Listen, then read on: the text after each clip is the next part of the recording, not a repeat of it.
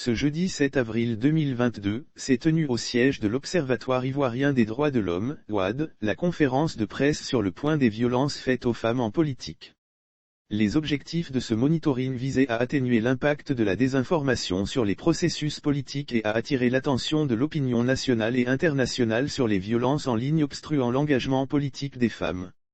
Les résultats du monitoring liés à la désinformation et aux violences faites aux femmes en politique.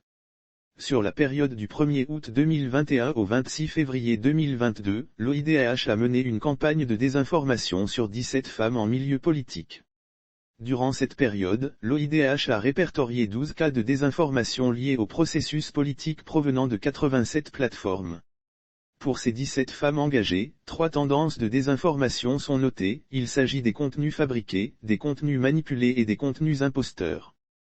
Concernant la violence faite en ligne aux femmes politiques, il a été recensé 3 principales formes de violence que sont les violences psychologiques, sexuelles et sémiotiques. Lire aussi barème du prix au port, rien n'a changé selon le décigramme du PACI1 avec un taux élevé de 94%, les violences psychologiques se sont caractérisées par une diversité d'attaques dont les plus récurrentes ont été celles visant les facultés intellectuelles, mentales et physiques. Ainsi que les injures sexistes et les diabolisations. Ces femmes ont été sujettes à des injures sexualisées, des animalisations et ont été attaquées parfois sur leur situation matrimoniale. Recevant bien souvent des menaces de mort. Les violences sémiotiques, avec un taux de 3%, ont porté sur des formes de représentation rétrograde de la femme en s'apesantissant sur les stéréotypes socio-culturels. Il faut noter que parmi ces 17 femmes engagées politiques, 7 ont subi 82,2% des attaques à elles seules. Les recommandations de l'OID. Les recommandations de la part de l'OIDH sont diverses, multiples et de tous ordres.